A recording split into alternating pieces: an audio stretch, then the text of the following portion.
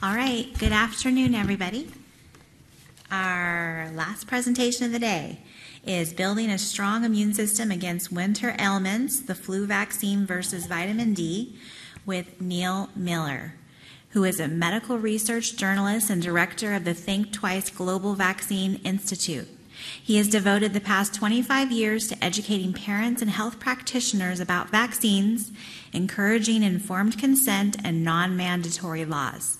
He is the author of several professional scientific papers and books on vaccines, including Miller's Review of Critical Vaccine Studies from 2016, Vaccine Safety Manual for Concerned Families and Health Practitioners, Make an Informed Vaccine Decision for the Health of Your Child with Dr. Mayer Einstein, and Vaccines, Are They Really Safe and Effective? So let's give a round of applause for Dr. Miller.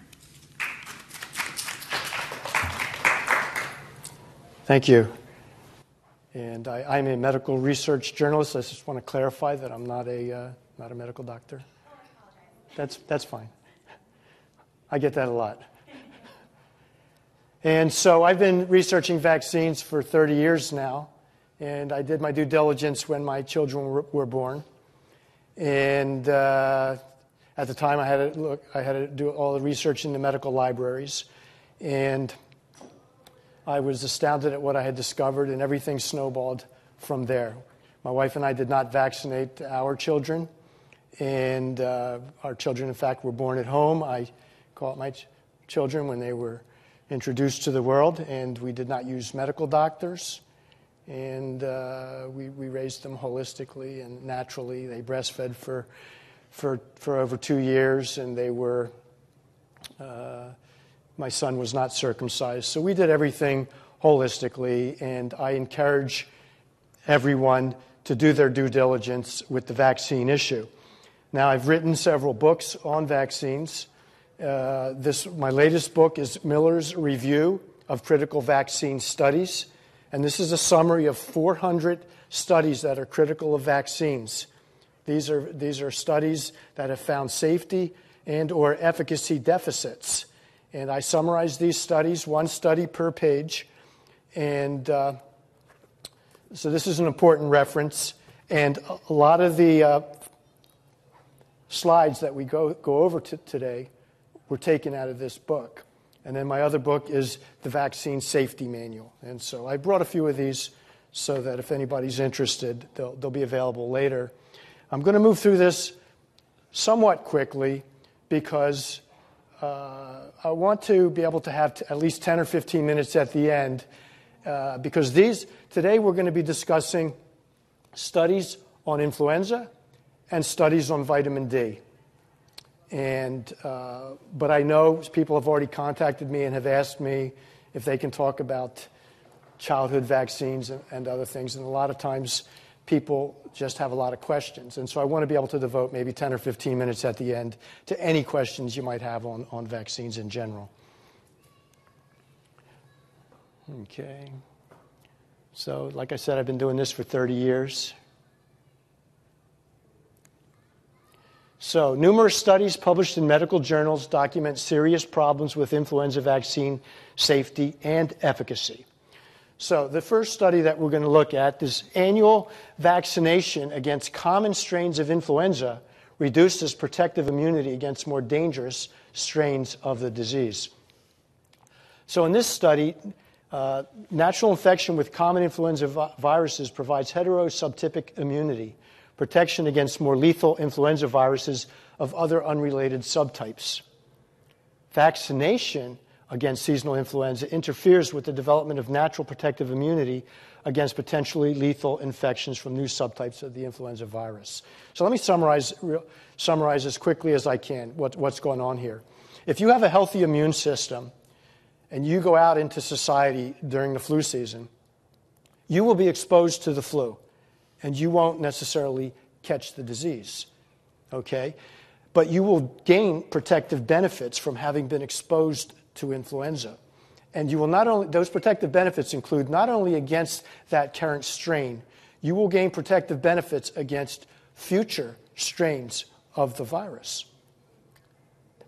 Now, you don't usually have to worry about the small changes. There's these small antigenic shifts that take place every year. That's why they develop a new flu vaccine every year. Every year, they guess what strain they think is going to be circulating. They develop a vaccine for it. They hope they guess right and that they'll gain maybe 40, 50% efficacy. If they guess wrong, there's going to be no efficacy.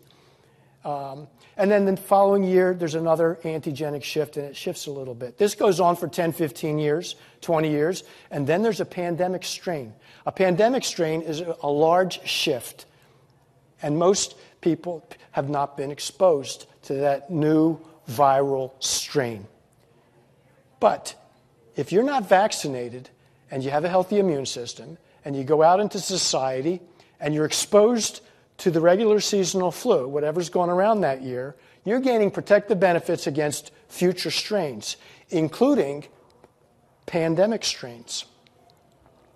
If you're vaccinated every year, you do not gain this heterosubtypic immunity. You do not gain these protective benefits against future strains of the virus. And what these studies are showing is that when there's a pandemic strain that comes along, the people that were vaccinated 1 or 2 years prior to the pandemic strain end up in the hospital fighting for their life with a very severe case of influenza. And they're ending up in the hospital at rates that are over 2 times the rates of people that were never vaccinated. The people that were never vaccinated, their heterosubtypic immunity might not keep them from getting that pandemic strain, but it's keeping them from getting a severe case that puts them into the hospital. And so that's what we're talking about with this slide and the next slide. So annual vaccinations of young children against common influenza strains prevents them from acquiring more comprehensive immunity, leaving them unprotected against dangerous pandemic strains.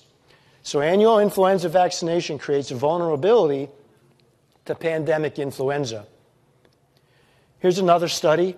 Prior vaccination against seasonal influenza may increase the risk of contracting a severe case of pandemic influenza.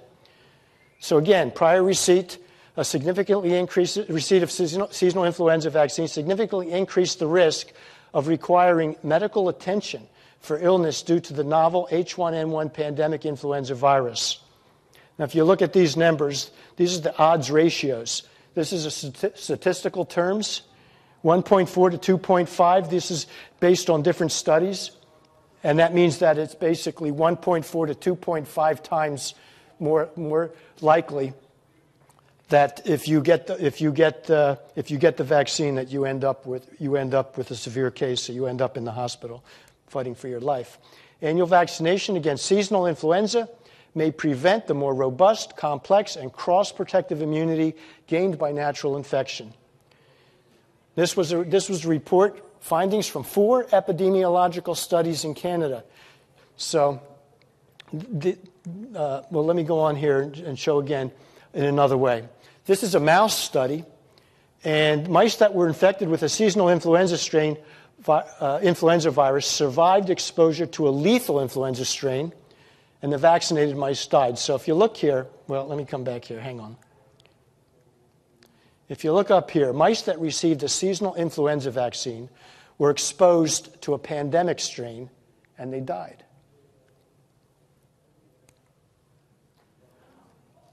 The unvaccinated mice were exposed to a pandemic strain and lived. So now I've showed you a couple of studies, and the study before was actually 4 studies showing you in humans, this has played out, and in animals. So we've got an animal model and we've got human models showing that this is a real phenomenon, okay? When you don't get those vaccines and you have a strong immune system, then you will gain that heterosubtypic immunity that will give you cross-protection against influenza. You might still contract the disease, but you're less likely to contract a severe case of the disease. The findings in this study encouraged reconsideration of the standard recommendation to vaccinate all healthy children against seasonal influenza. We should not be vaccinating children every year with a new seasonal vaccine. The current season's influenza vaccine will not work in people who also received the previous season's influenza vaccine. So this is a study showing something a little bit different. In this study, over 1,400 household members were either vaccinated or unvaccinated, and they were followed. Both the vaccinated and unvaccinated people contracted laboratory-confirmed influenza at similar rates. The vaccine provided no significant protection. However, the only people who benefited from an influenza vaccine during the influenza season were those who did not also receive an influenza vaccine during the previous season. People who had been vaccinated 2 years in a row were not protected against influenza. In fact, the vaccine effectiveness was negative 45%. So a negative efficacy, this is a fancy term, negative efficacy. What does it mean?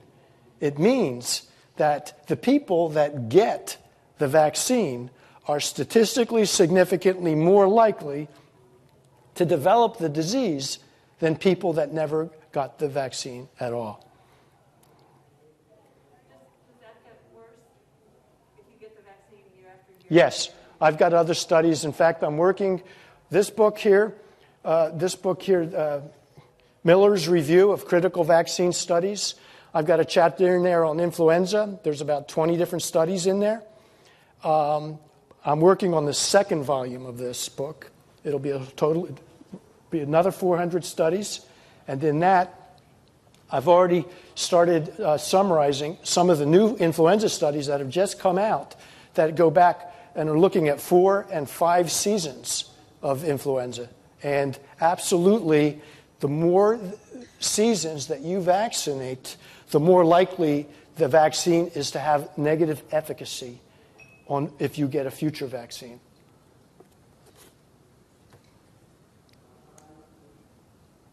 So influenza vaccine 2 years in a row increases the risk of influenza. So here's another study. People vaccinated against influenza are significantly more infectious than unvaccinated people. This is a study that just came out this year. And in fact, this study is not in my book. This study is in my new book, the one that I'm working on now. That's not out yet. But I put it into this slide because it's an important study. In this study, scientists measured the viral shedding capacity of breathing, talking, coughing, and sneezing in 142 college students with confirmed influenza infection. So what the scientists did in this study is they went and they found 142 college students that had influenza infection.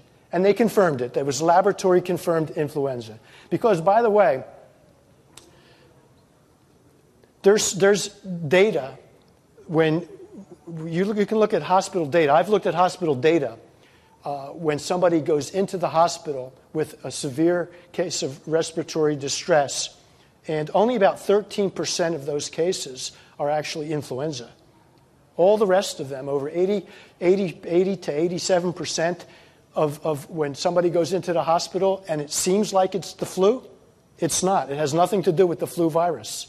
Okay, it's what's called influenza-like illness, ILI.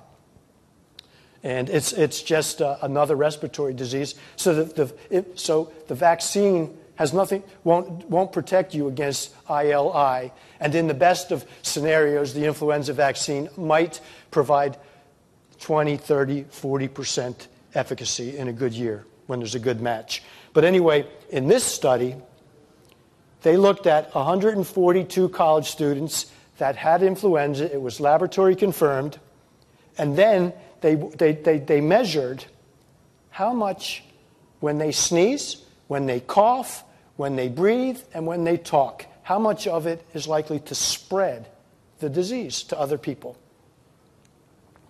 Individuals who received seasonal influenza vaccines in the current and previous seasons had 6.3 times more aerosol shedding when compared with individuals who were not vaccinated in those 2 seasons. So keep in mind, we're talking about only people all the people that they were looking at had confirmed influenza infection. So they've got 142 people.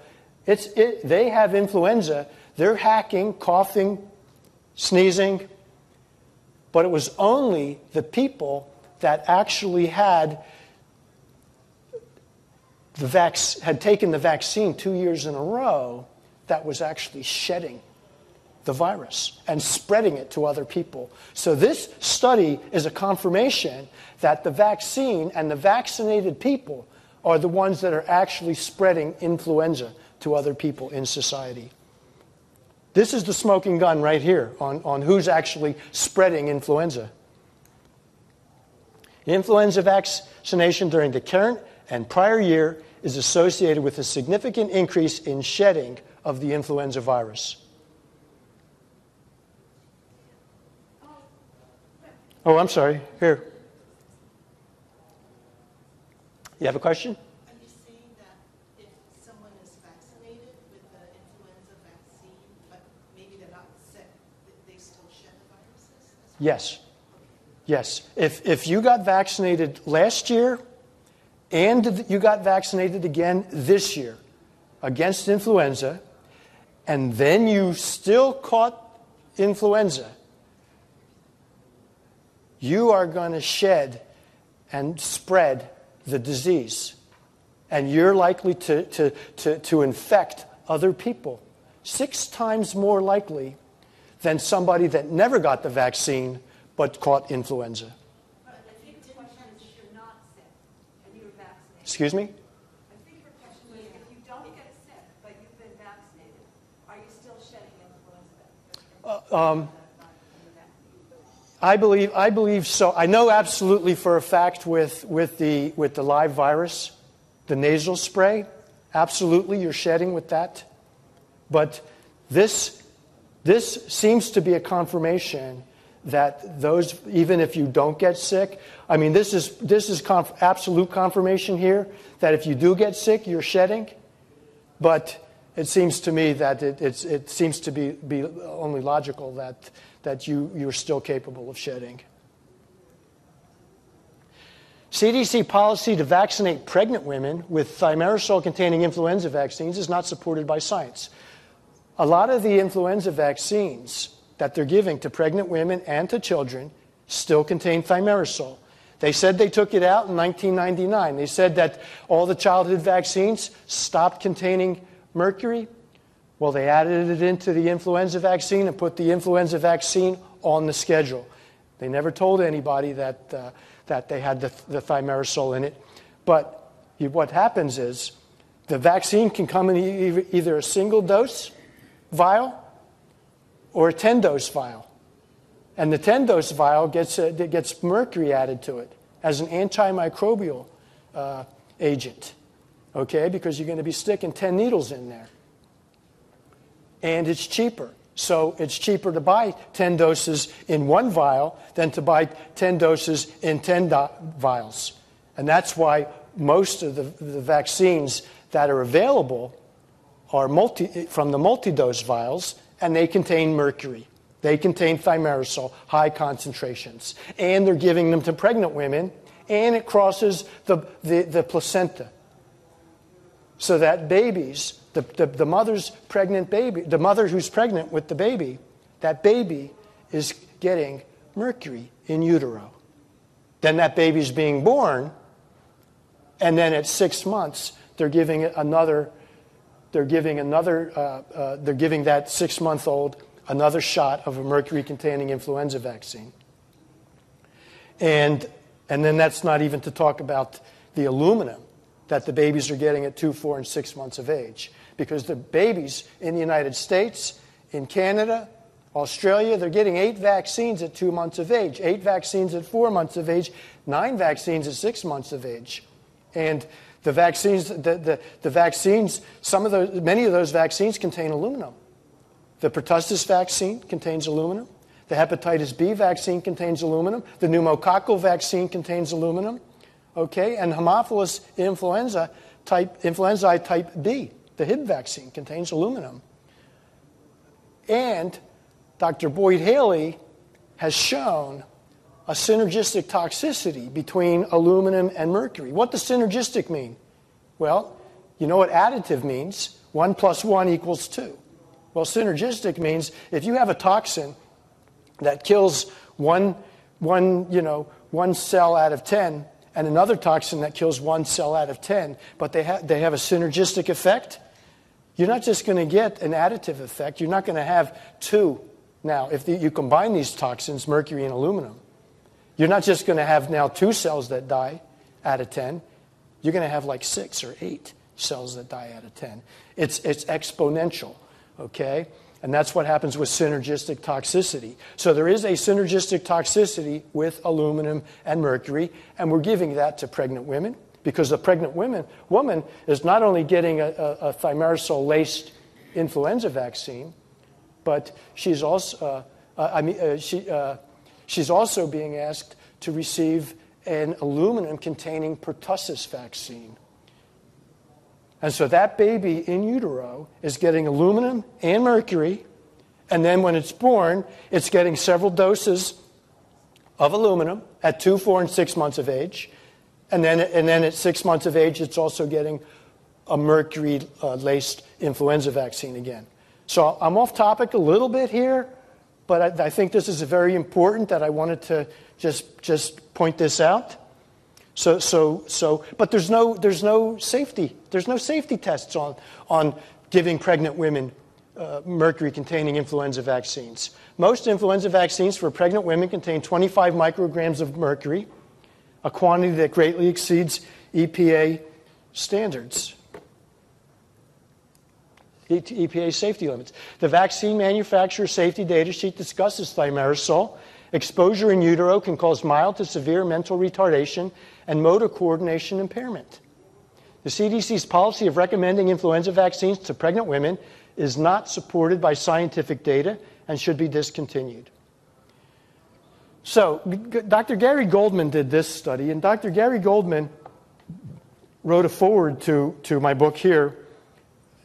Dr. Gary Goldman also, he and I worked on a couple of studies that were published in peer-reviewed journals together. And those studies are in this book. I summarized those 2 studies that we worked on. I'm not going to have time to discuss those studies today, but Dr. Gary Goldman was my co-author. Dr. Gary Goldman also worked for the CDC for 7.5 years. He ended up quitting. Dr. Gary Goldman is an expert on the varicella virus. That's the virus that causes chickenpox. And he quit working for the CDC because he believed he was being asked to engage in scientific fraud. He was being told to publish these various studies that were very showing the chickenpox vaccine as being beneficial. But then when he was showing problems with the flip side, where there were increases in rates of shingles. That chickenpox vaccine caused increased rates of shingles. It was very effective at lowering the rates of chickenpox in society, but simultaneously caused increases in shingles rates. And he went to go publish that data, and the CDC said, we're not going to let you do that. And they got into a legal battle, and Dr. Goldman eventually won that battle and was able to publish those studies. And I summarize many of those studies in this book in the chapter on chickenpox and shingles. But in this study was a study that Dr. Goldman has shown that pregnant women vaccinated against seasonal influenza and swine flu had high rates of spontaneous abortions. This was back in 2009. They were just experimenting on pregnant women, essentially. They were giving them 2 vaccines. They both contained one a seasonal vaccine and one for the pandemic's swine flu strain that was prevalent that year. And they both contained thimerosal. So they were giving these pregnant women double doses of thimerosal-containing influenza vaccines. And his study showed that babies were losing their babies after this. And there were 77.8 fetal loss reports per 1 million pregnant women vaccinated during the 2009-2010 2-dose influenza season versus 6.8 per 1 million during the previous season. That's an 11-fold increase. That is highly statistically significant. And it was probably related to the mercury in the vaccine. So, influenza vaccines are not effective in young children, and safety data can't be trusted. So this was a study by Thomas Jefferson. He's with the Cochrane Collaboration. This is a group that looks at they do meta-analyses on various studies. This review analyzed 75 studies from around the world, including 17 randomized controlled trials to evaluate the effects of influenza vaccines in healthy children. In children under 2 years of age, inactivated influenza vaccines have similar effects to placebo. That was the finding, after looking at 75 studies from around the world.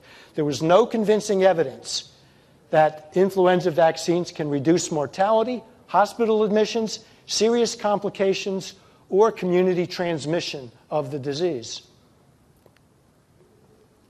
And this is a direct quote from the study. The manufacturer's refusal to release all safety outcome data from trials carried out in young children, together with obvious reporting bias and inconsistencies in the primary studies, does not bode well for a fair assessment of the safety of live attenuated vaccines.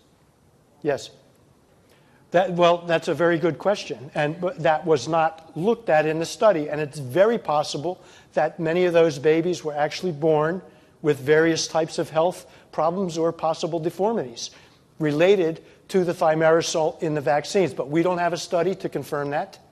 The only study that we do have to confirm was that in previous seasons, there were 6 to 7 fetal deaths per what was the rate per million?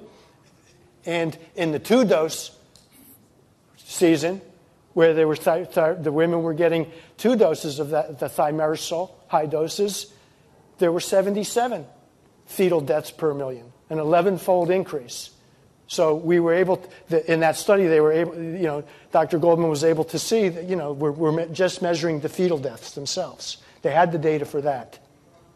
But you bring up a good point. It's very possible there were all sorts of other adverse effects related to it that we're unaware of.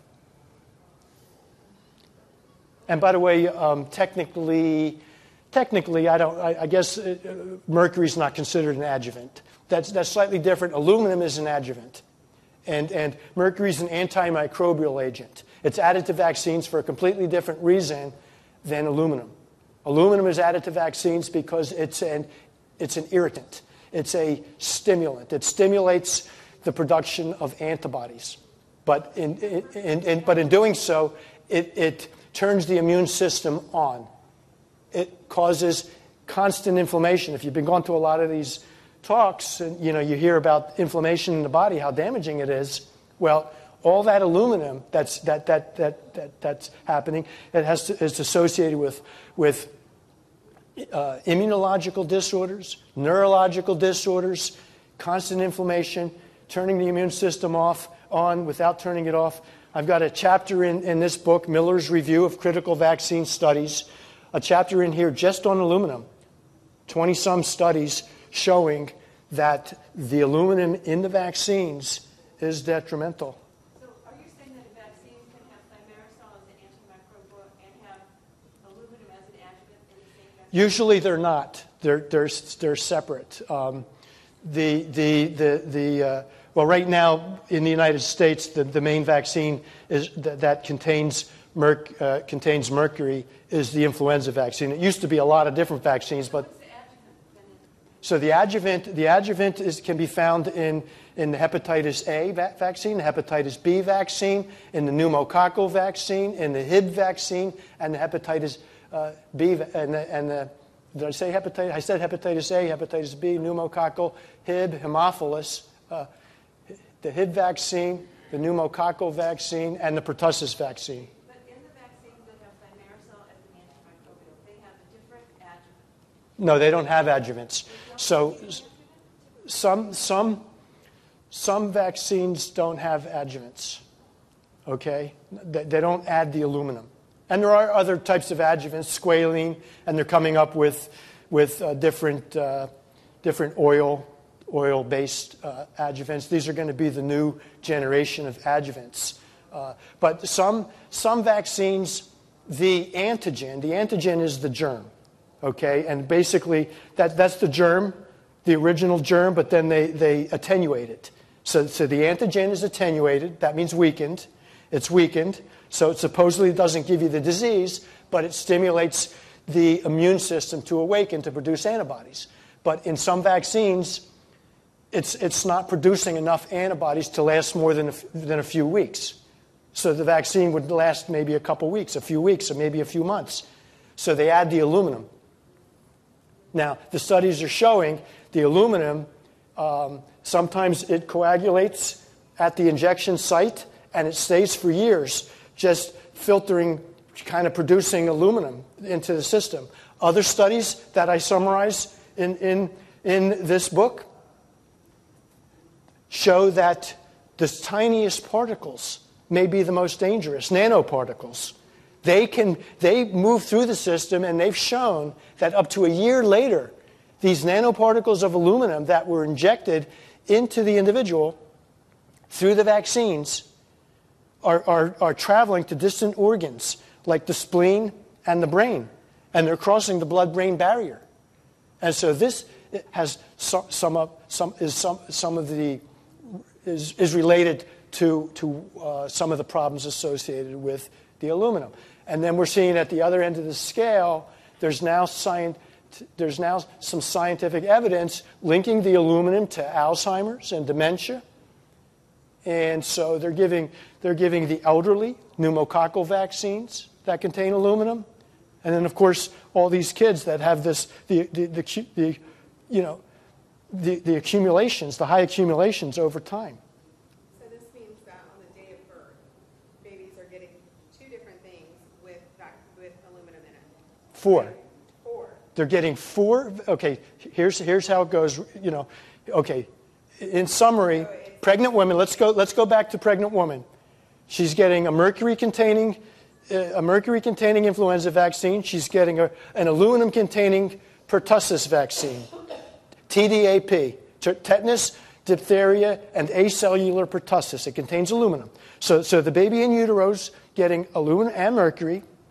Then when the baby's born at hepatitis B, if you don't have a home birth, like I did, okay, if you have that birth at the hospital, then you risk that baby getting hepatitis B vaccine at birth within the first 24 hours, contains aluminum. Then at 2 months, the baby's going to get a pertussis vaccine that contains aluminum, a hepatitis B vaccine that contains aluminum, a Hib, that's Haemophilus influenza type B, that contains aluminum, and a pneumococcal vaccine that contains aluminum. Four more doses at 2 months of age, and then at 4 months of age, it starts all over again. 4 more doses of aluminum, and then at 6 months of age, 4 more doses of aluminum,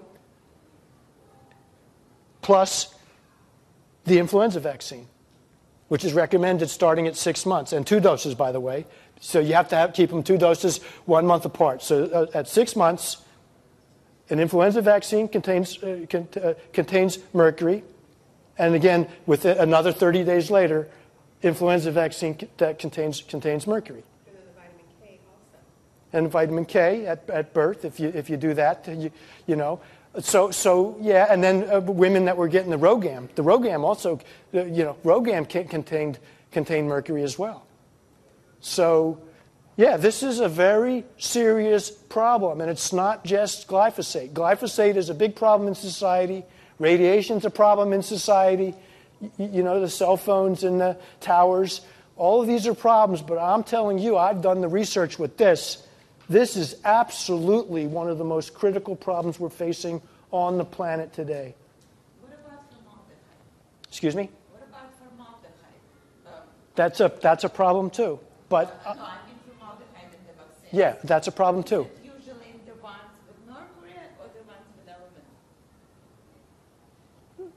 Is formaldehyde usually in the vaccines with mercury, like a flu vaccine? Well, I think the inactivated polio vaccine contains formalin, which is a form.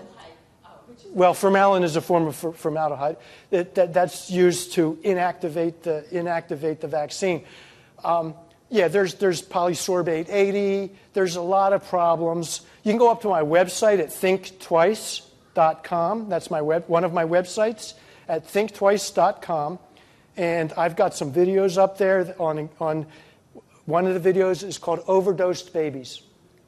And it shows that all the different ingredients that are in vaccines. But I think that really we just need to really focus right now on the aluminum and the thimerosal. They took the thimerosal out of several of the childhood vaccines, but they added it back into ones that they're giving to pregnant women and then to recommending for infants. But the aluminum is a huge problem, and that's causing many of the problems that we're seeing, everything from autism and neurological and immunological disorders. You're talking about attention deficit hyperactivity disorder. We're talking about learning disabilities. And I summarize a lot of these studies here. I also wrote another paper that's not in here. If you go up onto the website at thinktwice.com and you scroll down almost to the bottom, about 3/4 to the bottom, I have another study that I published that I just discussed the aluminum in the vaccines, and I summarize a lot of the studies that are out there with the aluminum. But there's studies now that's showing that the aluminum is linked to neuropsychiatric disorders. So it's linked to obsessive compulsive disorder. It's linked to anorexia nervosa and attention deficit hyperactivity disorder. So the aluminum is what we need to get that out of the vaccines immediately. Children who receive an inactivated influenza vaccine are significantly more likely than non-vaccinated children to be hospitalized. So this is children who were vaccinated against influenza were 3 times more likely to be hospitalized for influenza-related complications than children who did not receive an influenza vaccine. When children contract influenza, they are more likely to require hospital care if they were previously vaccinated against the disease. And this is a study that looked at, it was conducted over 8 influenza seasons. We found a 3-fold increased risk of hospitalization in subjects who did get the trivalent inactivated influenza vaccine. Children vaccinated against seasonal influenza are not protected and are more likely than non-vaccinated children to develop respiratory virus infections. Okay, so I'm going to move through some of these because I do want to get to the vitamin D. I first wanted to give you just a hint of why the influenza vaccine is not your best choice, in my opinion. Okay, even this study here shows that hand washing is more effective than this is one of the most effective ways to prevent the spread of influenza viruses by washing your hands. This is another study showing that influenza-related death rates in the elderly do not improve by increasing influenza vaccination rates in the elderly. This study went back 33 years, 33 seasons, and in the original seasons, only 15% of the elderly population was vaccinated. Now 60% of the elderly population is vaccinated. And when you factor in, the difference in population and everything else, there's no change in the elderly death rate when 4 times as many of the elderly are vaccinated. We could not correlate increasing vaccination coverage after 1980 with declining mortality rates in any age group. We conclude that observational studies substantially overestimate vaccination benefit. You should, either way, you're saying from the vaccine itself. Yeah, well, you know what? 60% are getting vaccinated, but no more deaths. Well, we're told that the vaccines are supposed to protect the elderly from dying. And that's why they push it most. They push it on everybody, all age groups, but basically from the elderly. Okay? Well, first of all, the vaccine is least effective in the elderly. Okay? It's harder for the elderly to produce the antibodies to the vaccine. So, other age groups produce higher titers. Okay, the elderly can't produce them, and the vaccine doesn't last very long. But you would think that if 15% of the elderly are vaccinated, that would protect us. That would protect against some influenza-related deaths, whatever that number is. And you would think, logically, well, if you quadruple that number, you would quadruple the number of elderly that you're going to protect against dying from influenza, but it doesn't work that way. Actually, one of my studies, which I think you were alluding to, this idea that if the vaccine actually causes harm, one of my studies I looked at, and it's summarized in this book, that's one of the studies I did with Dr. Goldman, we looked at the immunization schedules. Well, we looked at the immunization schedules of the United States, which requires the most vaccines of any nation in the world. We require 26 vaccines for infants. That means up to 12 months of age. But there's 33 nations that had better infant mortality rates than the United States. So I wanted to look at and find out, what are these other nations and what are their immunization schedules like? And so these other 33 nations, they required less vaccines. And it turned out, then we did the statistics. We ran it through we looked at everything, and we found out that there was a statistically significant correlation that the more vaccines that a nation, the developed nations required of their children, the worse tended to be the infant mortality rate. The fewer vaccines that a nation required, the better the infant mortality rate. No, Gary Goldman is from the United States. There's no evidence that vaccinating healthcare workers against influenza to protect their elderly patients is effective. Okay, so I'm going to move on here. I want to get to the vitamin D studies.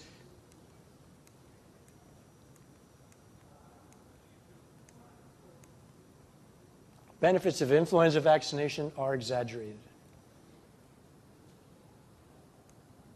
Vitamin D and influenza. So, does everybody know that when you go out in the sun and your bare skin, when the sun comes into contact with your bare skin, your skin sort of manufactures vitamin D. And then you store that in your body.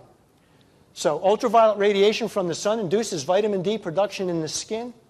Sufficient vitamin D is essential to a healthy immune system. So vitamin D is essential to a healthy immune system. Human skin makes vitamin D in the body when bare skin is exposed to sunlight and the sun is high in the sky. Vitamin D deficiency is prevalent worldwide across all age groups. Vitamin D deficiency is associated with an increased susceptibility to infections and other health consequences. Vitamin D deficiency is associated with serious health risks. Okay, so here's the first paper we're going to look at. Influenza epidemics are due to weak winter sunlight inducing vitamin D deficiency. So in summer, there's lots of direct solar ultraviolet radiation. In winter, solar UV radiation is weak, causing widespread vitamin D deficiency. Did you ever wonder why influenza is seasonal? Why does it only come in the winter? It starts in the fall. Well, I'll tell you what's going on here. The link is with the sun. The sun, if you're not getting vitamin D from your food, during summer, you build up your vitamin D. It stores in the body. It's not like vitamin B. Vitamin B, you need to take it every day. You don't store it in your body. Vitamin D can store, so you can build up. So if you go out in the direct sunlight, usually you want to go out when the sun's direct. Maybe you can get 20 minutes.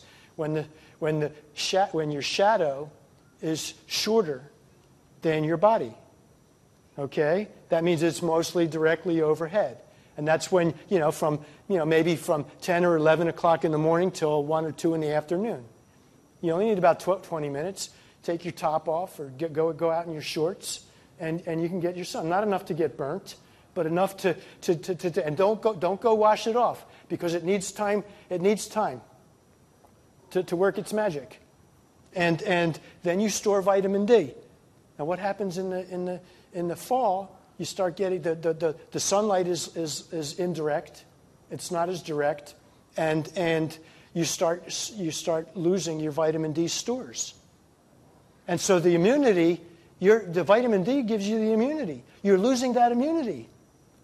And that's why you're now susceptible to influenza. So it's not so much that it's the influenza virus that you have to be worried about, because you just have to take care of your body. You know, I live on 3.5 acres in New Mexico, and we have pinon trees, and we had a drought for 3 years where we were getting hardly any rain. And the pinon trees are susceptible to these bark beetles. The bark beetles, they bore into the bark because the tree can't produce sap. When the tree gets its proper nutrition, okay, and proper nutrition means watering it. And there's five different types of beetles that can attack. Okay, so the beetles, so I go out and I water my pinon trees every day during the drought, and it's getting enough moisture so it can produce enough sap. That's like protecting the immune system. That's taking care of the immune system. So from all diseases, it takes care of all bark beetles. You don't have to go out there with a pesticide for this bark beetle and a pesticide for that bark beetle. Okay. So I'm giving you an analogy. When you have that vitamin D, it's beautiful. It's from the sun.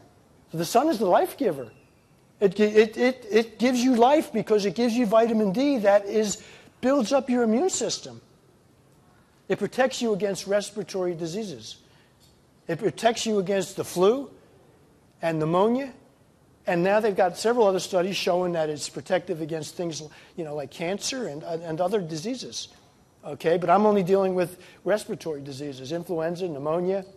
So if you take that vitamin D, that's going to give you that strength. Remember earlier when I talked about if you have a good, strong, healthy immune system and you go out into society when flu is circulating, you'll be exposed to it, but you're not going to get sick.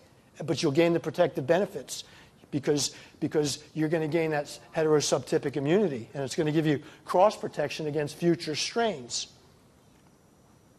In regions of the world with higher latitudes and lower amounts of ultraviolet radiation, influenza epidemics peak around the winter solstice and end in the sunny months, even though many potential victims lack antibodies against current strains of influenza.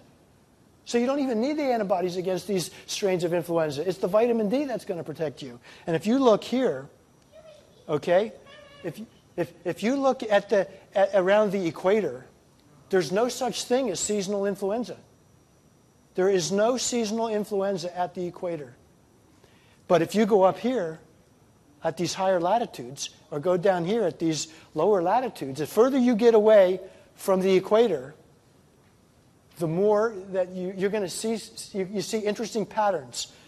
Starting in the fall, okay, as you go north latitude and south latitude, more people start getting influenza. And then as you get deeper into the winter, as you start getting into the winter, more people start contracting the disease. Related to vitamin D. Influenza infection may be a sign of vitamin D deficiency, and most people are deficient in vitamin D. If you go to your doctor and you're going to have your blood tested, make sure you go and ask for a vitamin D test, and you have to be you want to be above a certain level, and that will be protective. So influenza mysteries. This paper critically examined 9 influenza perplexities. For example, why is influenza seasonal? We just went through that. Where does the virus go between epidemics? Why is influenza not happening all the time?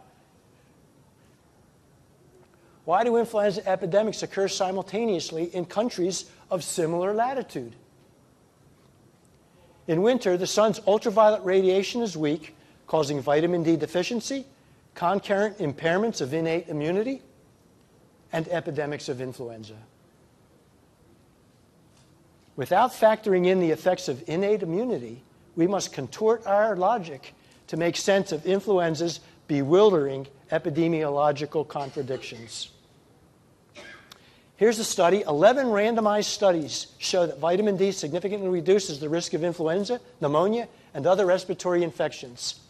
So this was 11 studies on vitamin D with over 5,000 participants from 6 months of age to 75 years of age. They were all analyzed, and the combined results show that oral vitamin D supplementation significantly reduces the risk of both upper and lower respiratory tract infections, including influenza and Streptococcus pneumoniae.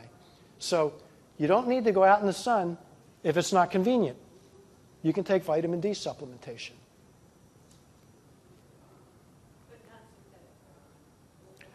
You can decide what kind you want. I have my favorite kind. I like the sublingual types. My wife is a vegan, so she goes out of her way to find special ones that that she's happy with. This paper analyzed 5 randomized placebo-controlled clinical studies that investigated whether vitamin D supplementation can prevent respiratory tract infections such as influenza, pneumonia, and the common cold. Vitamin D supplementation significantly reduced the number of respiratory tract infections in adults when compared to groups that did, and children, when compared to groups that did not receive supplementation. Vitamin D supplementation protects against influenza. Vitamin D supplementation significantly protects school children against influenza and asthma attacks. So this was a double-blind, placebo-controlled study. Influenza A occurred in 10.8% of children in the vitamin D group, compared with 18.6% of children in the placebo group. So this was a significant 42% reduction. In children with a previous diagnosis of asthma, vitamin D supplementation significantly suppressed asthma attacks. Vitamin D protects school children against influenza and asthma. This is an interesting study. So if you go back, have you ever heard people say, what about the influenza pandemic of 1918 and 1919 that killed so many people? Well, this is a study that went back, analyzed influenza and pneumonia death rates. This is a study that was recently done, but it looked at data from that period and in what cities were most of the people dying. It turns out it wasn't equal. In some cities, people were dying during that pandemic at higher rates. The lowest case fatality rates tended to occur in cities with the lowest latitudes. Let me show you the picture here. So basically what happened, if you, whoops, let me go back here. So you see San Antonio, Texas, closer to the equator? They get more sun. So basically this study was using the location or the latitudes of cities as a proxy for potential vitamin D levels, for the likely vitamin D levels. The people in San Antonio, Texas, during 1918 and 1919 had significantly fewer influenza deaths than the people in New London, Connecticut, where they got significantly less sunlight. Interesting study.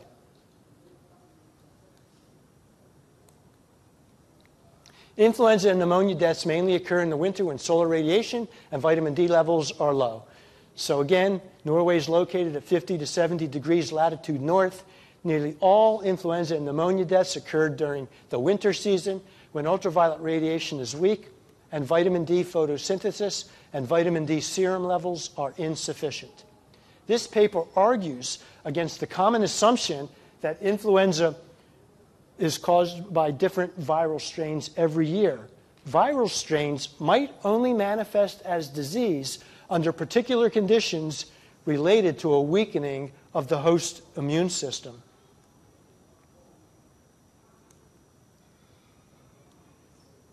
And then this one, medical doctors recommend vitamin D supplementation for healthcare workers as an alternative to influenza vaccination. This paper urged healthcare workers and patients to be tested and treated for vitamin D deficiency to limit the spread of influenza. Optimal serum vitamin D levels to prevent deficiency are 50 to 75 nanograms per milliliter and the optimal dose of vitamin D for adults is 4,000 to 5,000 international units daily. That's probably a good dosage starting in the fall through the winter, and you can probably back off as you start to move towards the spring. Because it has been well documented that a vitamin D deficiency can precipitate the influenza virus, we strongly recommend that all healthcare workers and patients be tested and treated for vitamin D deficiency to prevent exacerbation of a respiratory infection. Doctors recommend vitamin D to limit the spread of respiratory infections. And this final paper, the concept of herd immunity may need to be redefined. Vitamin D is essential to a healthy immune system. Influenza infection may be a sign of vitamin D deficiency. And John Cannell is one of the world's foremost authorities on vitamin D and its benefits. And he's saying that the concept of herd immunity may need to be redefined to include innate immunity achieved when a percentage of the population acquires vitamin D levels to exert immune pressure on the circulating virus. See? So a new understanding of herd immunity. Not more people need to be vaccinated. More people need to have a healthy innate immune system so that they're not going to contract the disease and spread the disease. So that's the end of my talk. The talk, I've got again Miller's review of critical vaccine studies and the vaccine safety manual. This book, the vaccine safety manual, goes through each vaccine, each disease, and each vaccine in a systematic way, looks at the safety and efficacy. Does anybody have any questions? The rabies vaccine does have some things in it that you wouldn't want in your body normally, being health conscious. But that vaccine is pretty effective. The rabies vaccine is one of the more effective vaccines. I think that when you're in a dire situation, I don't know if being bit by a bat, I don't know how many people when they're bit by a bat that are actually going to get rabies. But the way that we're doing the vaccine program right now is we're taking healthy children that are fine, and we're injecting them with all sorts of toxic substances. I ask people, I say, I ask this rhetorical question is, how can you expect to achieve health by injecting healthy children with toxic substances? But if somebody is sick, like for example, with tetanus, if somebody is exposed to a tetanus spore and they haven't cleaned out that wound and the process has already begun, you can go to the doctor's office and they have an antitoxin that you can take. And to me, that makes a lot more sense that once you're already in a sick way, the ratio of the risk to the benefit drastically shifts. And so you might be more likely to take that risk. You're not going to take a dangerous drug every day just in case you might get a headache, right? But if you get a splitting headache that's knocking you out, well, then you're likely to look around for some alternatives to help yourself, to stop that pain. And so the way you weigh that is a little bit differently than when you're perfectly healthy. Is there another? Did you have a question back there? I didn't know. Okay. Anybody else? Okay. Well, thank you very much.